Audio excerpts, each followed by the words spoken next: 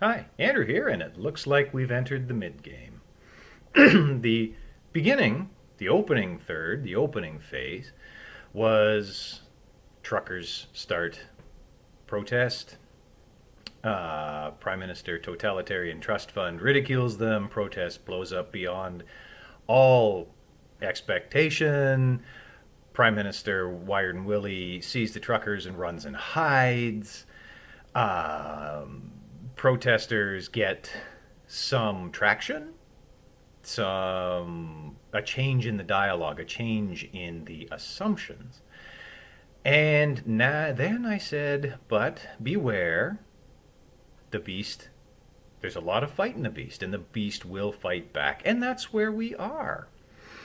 We're now into the violence portion of the protest. Of course, the violence is all being committed against the protesters. A couple days ago in Winnipeg, some psycho drove her SUV into the protest. So, yes, there's been an act of violence in this truckers' protest against the truckers.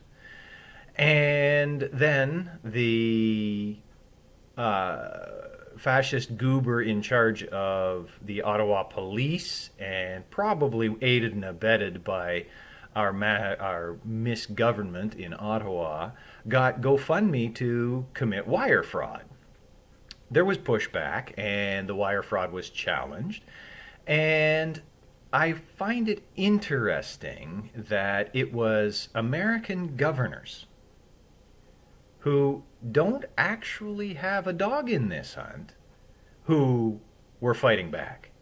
We've got over 100 conservative members of parliament. We have, I don't know how many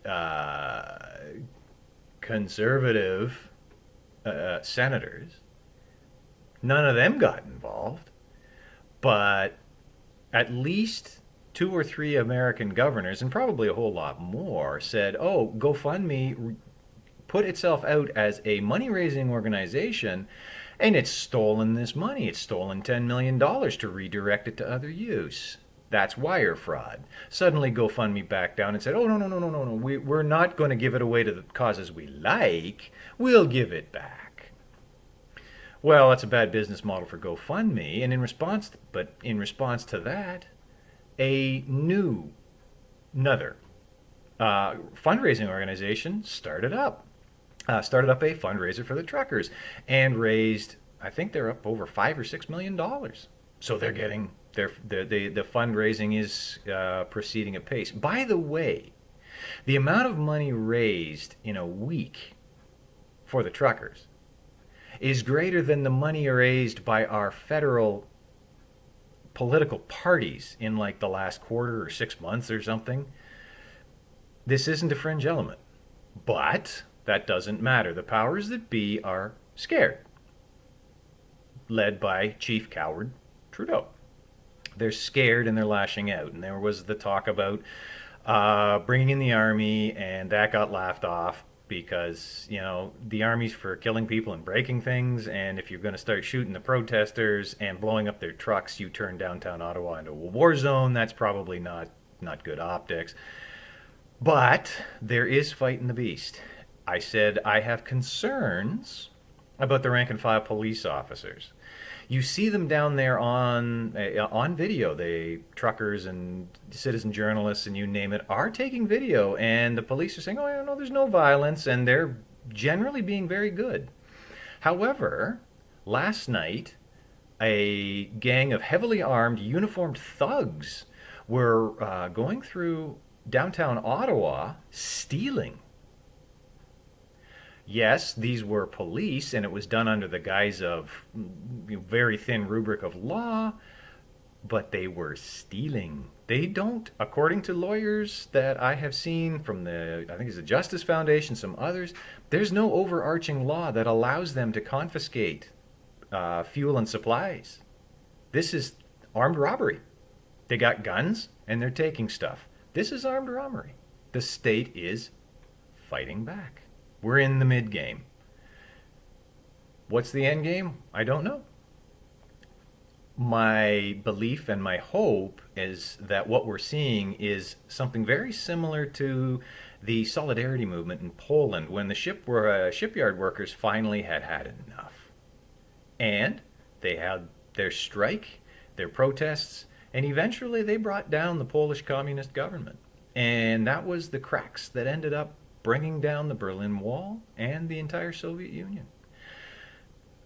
I think there are enough people behind the scenes. Our dim-witted prime minister is probably not smart enough to draw this, or to draw the conclusions, to see the historical analogy. But there are smart people behind the scenes who are seeing their power challenged. They do not want their power challenged, and they certainly don't want to give it up. So they're marshaling their herd of sheep to go on to the CBC and point out what horrible, awful people these truckers and their fellow citizens are for wanting to return to being freeborn Englishmen, or immigrants to a nation of freeborn Englishmen who came here because that is what they wanted. They left awful places to come to a pretty great place, and they don't want it turned into the awful place they left. And they're seeing that. Sending the police, sending the special operations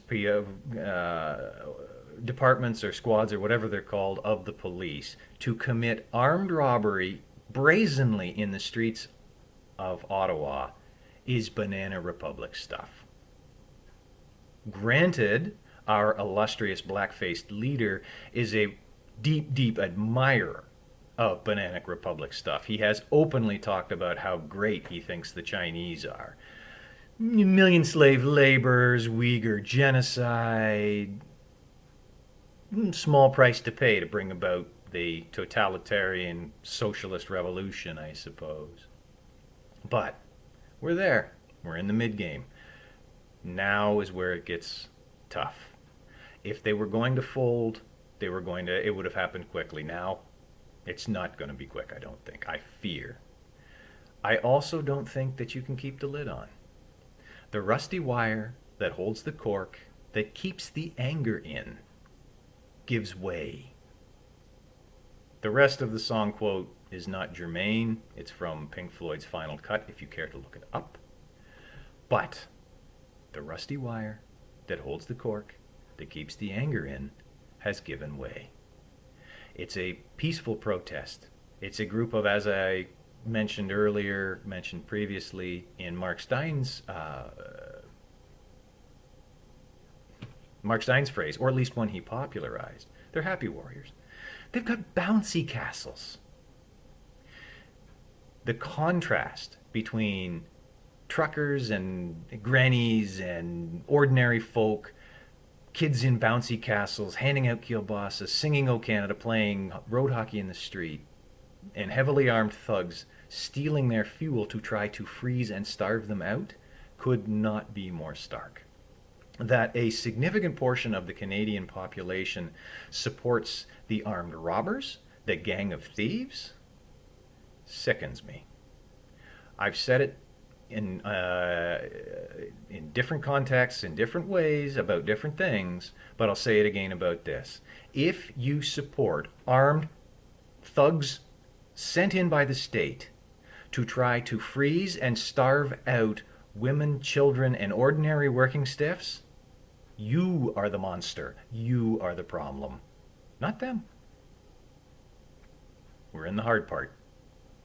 Donate, get out, protest. I forgot to put up my undercover video about my arrival at my local protest. I got to film that. Be ungovernable. Do not accept it. Do not take it.